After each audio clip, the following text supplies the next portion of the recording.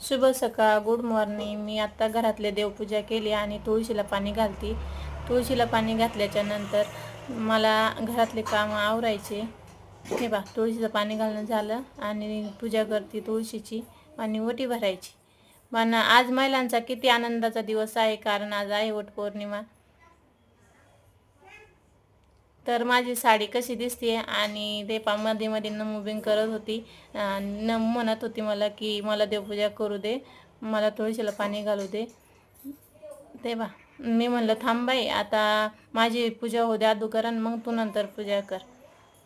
तर नमूचा पण ड्रेस कसा दिसतोय तो पण सांगा, माझी साडी कशी दिसते ते पण सांगा. आता मी आवरते घरातले कामं आणि मला जायचं ओढाची पूजा करायला. झाली आता सध्या पूजा.